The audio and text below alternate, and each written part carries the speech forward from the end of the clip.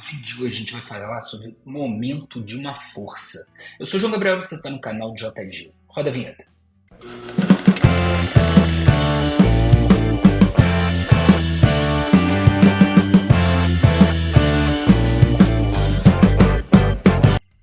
Fala pessoal, tudo bem com vocês? Eu espero que sim. Nesse momento estamos iniciando uma nova playlist onde a gente vai falar sobre estática. No vídeo de hoje, estática de corpos extensos, mais precisamente sobre algo que a gente chama de momento de uma força. O que é isso? Momento de uma força é a capacidade que uma força tem de fazer um corpo girar. Então se liga só. No momento que a gente sai daquele contexto de corpos em que a gente despreza a dimensão, que é o que a gente chama de corpos de pontos materiais, e entra em corpos extensos, onde o tamanho desse corpo ele tem que ser levado em conta, a gente tem que entender que esse cara agora ele pode fazer mais um movimento, que é um movimento de rotacionar. E primeiro ponto, sempre que um corpo gira, eu quero que você perceba que ele gira em torno de algo, ele gira em torno de alguma coisa. Então, por exemplo, eu posso fazer essa caneta e girar em torno do centro dela. Eu posso fazer essa caneta e girar em torno da extremidade dela. Eu posso fazer essa caneta e girar em torno do seu eixo. E repare que sempre que um corpo gira em torno de, esse ponto qual o corpo gira em torno é um ponto que permanece fixo, que permanece parado. Então, quando a gente tem uma caneta que gira em torno do seu centro, esse centro ele fica parado. Quando a gente tem uma caneta que gira em torno da sua extremidade, a sua extremidade fica parada. Quando a gente tem uma caneta que gira em torno do seu eixo fica parado. Então esse ponto qual o corpo gira em torno, a gente vai chamar de ponto fixo. Fechado? Vamos lá. Sempre então que uma força tiver capacidade de fazer um corpo girar, a gente vai dizer que essa força ela realiza momento. Então, momento é a capacidade que uma força tem de fazer um corpo girar. Entendemos isso. Vamos imaginar aqui que a gente tenha uma barra, tá? E essa barra, ela está sendo ilustrada aqui. E repara que na sua extremidade, eu botei como se fosse aqui um prego. Então, qual é a ideia desse prego? É somente a ideia de que esse ponto não pode se mexer. E, portanto, ele vai ser seu ponto fixo. Logo, se essa barra girar, ela vai girar em torno deste ponto. Afinal, este é o ponto fixo. Vamos lá. Para eu conseguir, então, fazer esse corpo girar, eu preciso aplicar uma força sobre ele. E é claro que, dependendo do local em que eu aplico essa força, eu consigo ter mais ou menos capacidade de fazer esse corpo girar. Quer ver? Pega, por exemplo, algo que a gente gira no dia a dia. Uma porta. Eu quero que você perceba que a porta ela tem o seu ponto fixo muito bem definido, que é lá na dobradiça dela. É na dobradiça que ela gira em torno. E o local em que você aplica a força, em geral, também é muito bem definido, né? Porque em geral fica onde? Na maçaneta. Aonde fica a maçaneta da porta? Em geral, do lado oposto, o mais distante possível da dobradiça. Por quê? Porque quanto mais distante do ponto fixo, maior é a minha capacidade de fazer a porta girar. Então, se eu quiser mandar construir uma porta com a dobradiça no meio dela, é claro que eu posso. Porém, isso daí não é eficiente. Isso daí vai fazer a minha capacidade de fazer a porta girar cada vez menor. Então, quanto mais distante, quanto maior a distância até o ponto fixo, maior a minha capacidade de fazer o corpo girar. Então, se eu puder aplicar uma força, né? Opa, vamos aumentar isso. Se eu puder aplicar essa força do lado oposto ao meu ponto fixo, maior é a minha capacidade de giro. Repara que a gente está chegando aqui naquela relação de ser diretamente e inversamente proporcional, né? Então, quando a gente fala de momento, e a gente vai utilizar a letra M para esse momento, que é a capacidade que a força tem de fazer o corpo girar, quanto mais força, maior essa capacidade. Portanto, a gente tem aqui grandezas diretamente proporcionais. O momento, a capacidade de giro, é tão maior quanto maior for essa força. E como a gente já falou, quanto mais distante do ponto fixo, ou seja, se eu conseguir aqui pegar uma distância grande do ponto fixo, a maior possível, maior a minha capacidade de fazer, no caso aqui a barra, né? Essa barra girar. Então, quanto maior essa distância, maior vai ser a minha capacidade. Ou seja, maior vai ser o meu momento. Eu só quero que você perceba que ainda existe aqui uma condição para fazer esse corpo girar. Porque, por exemplo, por mais que aqui seja o ponto fixo da caneta e eu aplique uma força nessa extremidade, dependendo da forma que eu aplique essa força aqui não tem capacidade de fazer esse corpo girar. Repara que se eu aplicar a força na mesma direção da onde está o meu ponto fixo, eu não faço a barra girar. É necessário que eu exerça uma força que faça uma direção perpendicular com essa distância. E aí, a gente vai escrever assim. Eu vou dizer aqui para você, ó, que essa força ela tem que ser perpendicular a essa distância. E uma vez que a gente consegue botar a maior distância possível e essa distância sendo perpendicular à força, a gente vai chamar essa distância de braço de alavanca. O que é o braço de alavanca? A distância perpendicular à linha de ação da força. João, não entendi. Pensa aqui comigo. Eu tenho aqui uma força vertical. O que é uma distância perpendicular à direção vertical? É uma distância horizontal. Até onde? Até o ponto fixo. Então, meu braço de alavanca é a distância até o ponto fixo, que é perpendicular à linha de ação da força. Ok, fechado. Como é que fica a unidade, né? Se a gente está falando aqui de uma grandeza nova, mais uma vez eu tenho que então te apresentar a unidade. Repara que a unidade desse momento fica sendo a unidade de força, que é o Newton, vezes a unidade de distância, que é o metro. Newton-metro é a unidade de momento. Acabou. E eu vou te explicar aqui, diante de alguns exemplos, isso tudo aí que a gente acabou de comentar. Então, eu quero agora ilustrar, né, com exemplos numéricos tudo que a gente comentou. Então, vamos supor que a gente tem aqui uma barra de 2 metros de comprimento e a gente exerce uma força de 10 newtons lá na extremidade oposta ao ponto fixo. Se eu quero calcular o momento dessa força em relação àquele ponto fixo, como é que vai ficar? Bom, o momento tem que ser a força multiplicado pelo braço de alavanca. Quem é o braço de alavanca? A direção perpendicular à linha da força até o ponto fixo. Então a gente vai ficar com a força de 10 newtons multiplicado por essa distância, que é o braço de alavanca, de 2 metros, e a gente fica aí com o momento igual a 20 newton-metro. Sem muito problema, sem mistério, sem pegadinha. Não estou fazendo pegadinha aqui. Agora, se a gente aplica agora essa força no meio da barra, o que muda? Repara que o tamanho da barra não muda, mas vai mudar aqui o braço de alavanca. Por que vai mudar o braço de alavanca?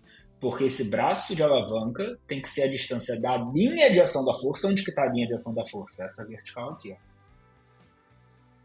Essa distância perpendicular até o ponto fixo. Nesse momento, o braço de alavanca ele não vale mais 2, como antes. Esse braço de alavanca ele vale 1 metro. O que significa que o meu momento, o que era o momento? Não era a capacidade que a força tinha de fazer esse corpo girar? Então, o meu momento, ele caiu pela metade. A minha capacidade de giro caiu pela metade. Por quê? Porque meu braço de alavanca caiu pela metade. Se ligou? E agora? Se eu exerço uma força exatamente em cima do ponto fixo, se eu exerço a força em cima do ponto fixo, essa força vai fazer esse cara girar? Não vai não. Não tem capacidade nenhuma de fazer girar, o que significa que o momento é igual a zero. Por que esse momento aqui ele é igual a zero? Porque a distância, o braço de alavanca aqui, ó, está sendo zero.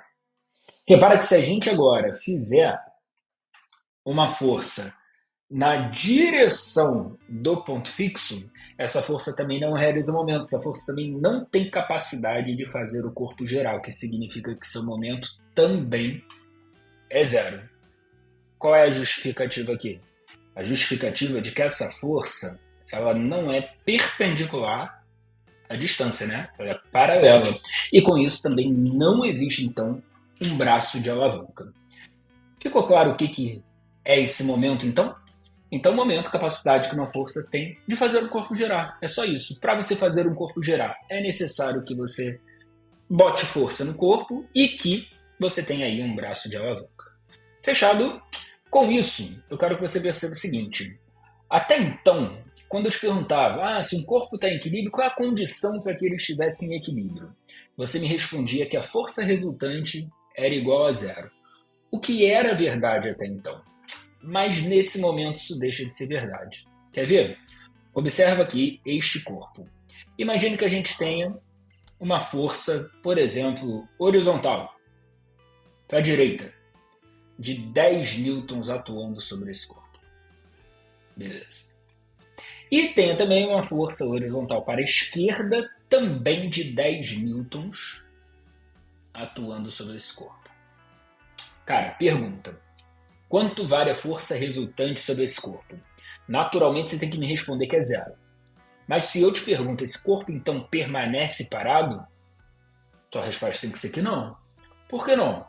Ué, porque se esse corpo aqui tem uma força aqui em cima para a direita, uma força aqui embaixo para a esquerda, o que acontece é que esse corpo vai começar a girar, ele vai rotacionar.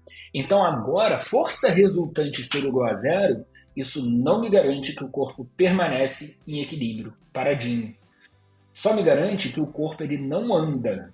Então eu vou escrever isso aqui para você. Força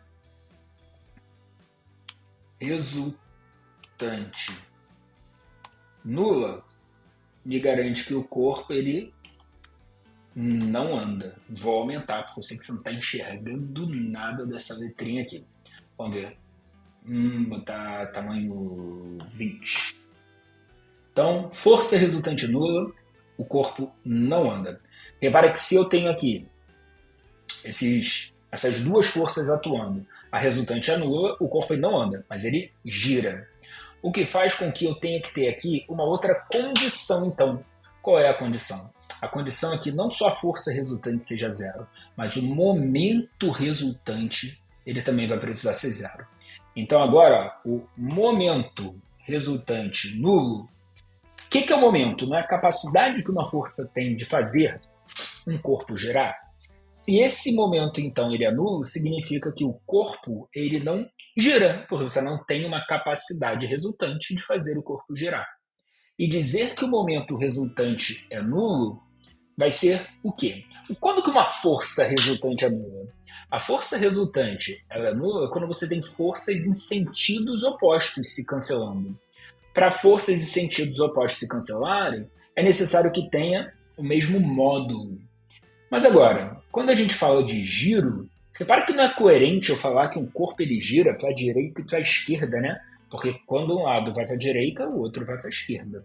Então, o corpo ele não gira para a direita ou para a esquerda. O corpo ele gira no sentido horário ou anti-horário.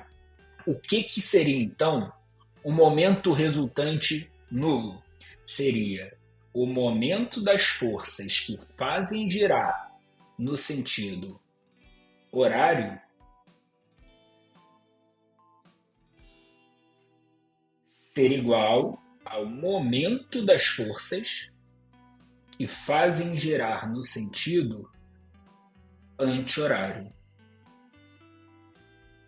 E quando a gente tiver o momento resultante sendo nulo e a força resultante sendo nula, aí sim a gente pode dizer que o corpo ele está em equilíbrio.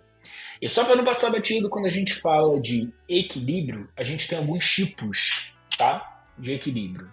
Então, qual é a ideia? Imagina que você tem aqui uma bacia, onde você bota uma bolinha aqui no ponto mais baixo da bacia, tá? Nesse ponto mais baixo, se você solta, ela fica parada. Beleza. Acho que isso daí não é novidade nenhuma. Se você dá um empurrãozinho nela, o que vai acontecer? Ela vai subir e depois ela vai voltar para essa posição, até que ela pare naquela posição novamente. Aquela posição de equilíbrio. Sempre que isso acontecer, sempre que um corpo ele está em equilíbrio, você desloca ele e ele retorna à posição de equilíbrio, esse tipo de equilíbrio é o que a gente vai chamar de um equilíbrio estável. Vou escrever para você, ó. Equilíbrio estável. Beleza. E se eu viro essa bacia de cabeça para baixo, é possível equilibrar a bolinha no ponto mais alto dessa bacia? Com certeza é. Mas se eu der um toquezinho, ela vai sair daquela posição e ela vai voltar naturalmente? Aí não, né? Se ela sair daquela posição, ela nunca mais volta, não sozinha pelo menos. A esse tipo de equilíbrio, ele ganha outro nome. A esse tipo de equilíbrio a gente vai chamar de equilíbrio instável. Então, equilíbrio estável. Você tira o corpo da posição de equilíbrio e ele naturalmente retorna àquela posição. Equilíbrio instável. Você tira o corpo da posição de equilíbrio e ele nunca mais retorna, não sozinho, àquela posição. Agora, se a gente tem um plano horizontal, onde um corpo está em repouso, se eu tiro ele dessa posição, coloco aqui, concorda que ele continua ali em equilíbrio? Se eu tiro ele, coloco aqui, ele continua em equilíbrio. Para ele é indiferente a posição em que ele está. A esse tipo de equilíbrio a gente vai chamar de um equilíbrio indiferente. Não importa a posição que você coloca um corpo, ele vai continuar ali em equilíbrio. Então temos 3 tipos de equilíbrio: equilíbrio estável, equilíbrio instável e equilíbrio indiferente, onde o corpo volta à posição, onde o corpo não volta à posição de equilíbrio e onde é indiferente para o corpo permanecer na posição. Fechado? Preciso explicar ainda mais 2 conceitos. Primeiro, o conceito de centro de massa. O que é esse tal de centro de massa? Acompanha comigo a ideia. Centro de massa é como se toda a massa do corpo ela se concentrasse em um único ponto, tá? E aí vai ser importante, dentro desse contexto de momento, que a gente saiba marcar precisamente o local de cada força. E qual é a força que está associada com a massa? É a força-peso. Então, a gente pode entender o centro de massa como o local onde você vai marcar a força-peso. Ponto. Centro de massa vai ser isso, então. O local onde a gente vai marcar a força-peso. E aonde que a gente marca a força-peso? Não sei. Mas eu vou propor uma ideia investigativa aqui. Se liga só. Imagina que a gente tem uma barra, tá? E aí eu vou apoiar essa barra. Esse triângulo aqui representa o apoio da barra. Quais as forças que atuam aqui nessa barra? Ah, João, atua força-peso porque ela tem massa, atua força normal porque ela está no apoio. Verdade. Só que a gente tem que marcar essas forças. E a gente não sabe ainda marcar a força-peso. É justamente o que a gente está investigando, tá? Então, qual é a força que a gente sabe marcar? É a força normal. Normal, perpendicular à superfície de contato, então eu vou ter uma força normal aqui. E aonde está a força-peso? Não sei. Mas vamos pensar o que acontece com esse corpo. Se eu pego esse corpo aqui e eu apoio ele pela extremidade, eu solto, o que vai acontecer? Ele vai cair. No que ele vai cair rotacionando, nesse caso aqui, no sentido horário. Quando esse corpo cai, ele cai rotacionando em torno de que ponto? Concorda que é o ponto do apoio? Então, o nosso ponto fixo ele estaria exatamente no ponto de apoio. E a normal que atua no ponto fixo, ela não realiza momento. Ou seja, não é a normal que está fazendo esse corpo rotacionar. Se só tinham 2 forças, peso e normal, a normal não está fazendo rotacionar, quem é que está fazendo rotacionar? Naturalmente, é a força-peso. Então, a força-peso é a força que está fazendo esse cara rotacionar. Eu consigo dizer, então, aonde que atua a força-peso? Não, mas eu posso dizer com certeza que ela não atua nessa extremidade esquerda. Porque se ela atuasse nessa extremidade esquerda, ela também não realizaria momento e o corpo ficaria parado, o que não é o caso. O que significa que ela deve estar, vou botar aqui, em qualquer lugar do lado direito. Estou botando um ponto qualquer, não sei se é exatamente aqui, mas é qualquer lugar do lado direito. É tudo que eu posso dizer com essa experiência. Agora, vamos fazer uma outra experiência. Vamos colocar essa barra apoiada agora no extremo oposto, Tá? Se a gente faz isso, concorda que agora ao soltar a barra, essa barra ela vai rotacionar, só que no sentido anti-horário, e vai rotacionar em torno do ponto de apoio. Se ela vai rotacionar em torno desse ponto de apoio, significa então que esta normal ela não pode estar realizando o momento, porque ela atua em cima do ponto de apoio. Quem está realizando o momento, novamente, é a força-peso. E o que eu posso dizer então sobre essa força-peso? Que essa força-peso não está atuando nessa extremidade. Ela está atuando em qualquer local aqui, à esquerda desse ponto fixo, porque vai ser aonde ela vai conseguir rotacionar nesse sentido. Então, num local mais genérico, eu vou colocar aqui. Tá. O que eu consegui até agora? Consegui excluir a possibilidade dessa força-peso atuar nos extremos do meu corpo. Não atua nos extremos. Ok. Mas e aí? Como é que eu posso fazer para entender? Bom, a gente comentou que se a força-peso atuasse, né, à esquerda, nesse primeiro exemplo, o corpo não rodaria. Se a força-peso atuasse à direita, na extremidade direita, nesse segundo exemplo, não rodaria. Qual é o ponto que eu preciso colocar o meu apoio para que o corpo não rode? Então, supondo, né, essa caneta aqui, ou um cabo de vassoura, eu vou ter que equilibrar ele exatamente no meio. Por quê? Porque aí no meio, atua a normal, não realiza momento. Pensa comigo.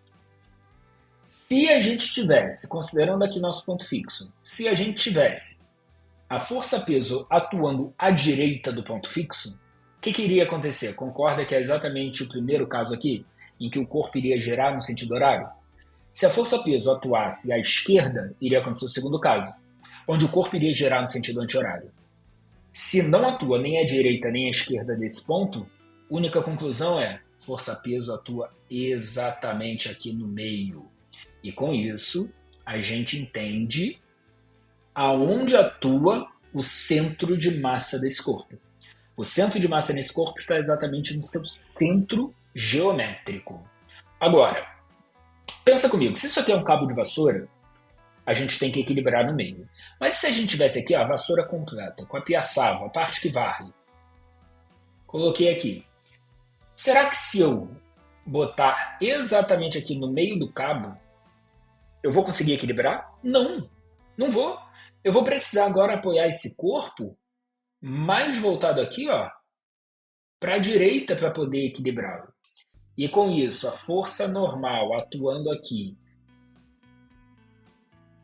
se ele não gira nesse ponto, significa que a força-peso deve estar atuando nesse ponto. Olha a conclusão que a gente está chegando. Esse tal centro de massa, então, se o corpo ele é um corpo homogêneo, o que é um corpo homogêneo? Que tem sua massa igualmente distribuída em toda a sua extensão e volume, ele então, esse ponto, esse centro de massa, ele estará localizado no centro geométrico do corpo. Agora, se a minha massa não está igualmente distribuída em todo o corpo, que é o caso da vassoura, né, já que tem a piaçava, tem mais massa para esse lado. Eu preciso posicionar, então, o meu apoio mais perto da onde tem mais massa. Por quê? Porque o centro de massa ele se desloca para perto da onde tem mais massa. Se ligou? Então, se a gente tiver um corpo homogêneo, e em geral é o que a gente vai ter, já saiba que a gente vai ter esse centro de massa no centro geométrico do corpo. Tá? Então, eu trouxe aqui alguns exemplos para você perceber aonde atua esse centro de massa. Se liga só. Vamos supor que a gente tem aqui um quadrado. Se a gente tem um quadrado, aonde que é o centro geométrico dele? O centro geométrico dele é exatamente aqui. Então aqui é onde vai estar localizado o centro de massa. E se eu tiver um losango, onde é que fica o centro geométrico? No encontro das diagonais, assim como o quadrado, tá? Eu sei que o quadrado é mais nítido, onde que é o centro, o losango nem tanto, mas encontro das diagonais. Então a gente fica aqui, centro de massa. E se tiver uma circunferência? A gente vai estar com o centro de massa exatamente aqui no meio. E se a gente tiver um anel? Um anel, aonde vai estar o centro de massa? E aí, nesse momento, alguns eu sei que ficam em dúvida. Por quê? Porque dá vontade de dizer que é aqui. Mas se isso daqui é um anel, essa parte daqui é vazia, pô, não tem massa. Tudo bem, mas o centro de massa se encontra ali. Ué, mas eu não preciso ter massa para ter o centro de massa? Não. Imagina o seguinte, imagina um tabuleiro de damas, de xadrez, tanto faz. Tá? Distribui essas peças de forma aleatória. Você consegue encontrar um ponto para equilibrar? Consegue. Mas necessariamente precisa ter peça naquele ponto? Não. Porque a distribuição de massa naquele ponto acaba me dando uma média como se eu tivesse toda a massa naquele ponto que você apoiou o dedo. Aquele ponto vai ser o centro de massa daquele tabuleiro. Se ligou? E para a gente fechar, preciso te apresentar aqui os tipos de alavanca que a gente tem. Então, qual é a ideia?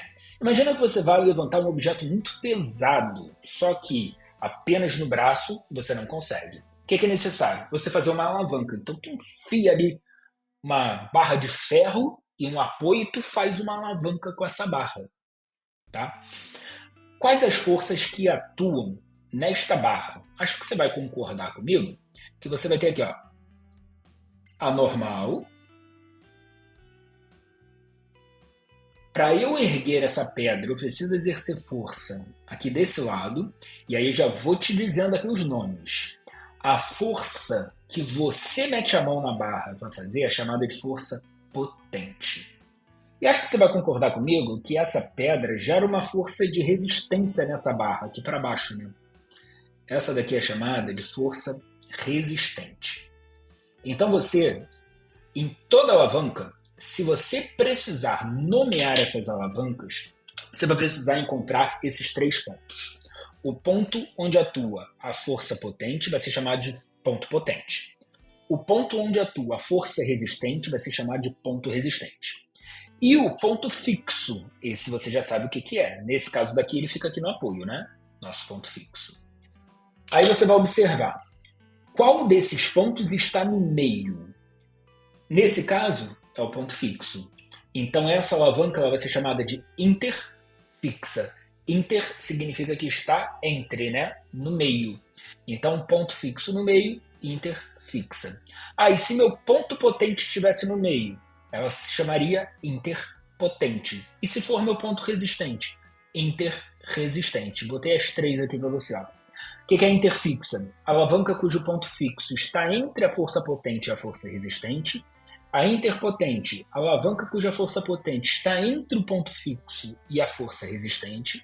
E a interresistente, a alavanca cuja força resistente está entre o ponto fixo e a força potente. Fechado, pessoal?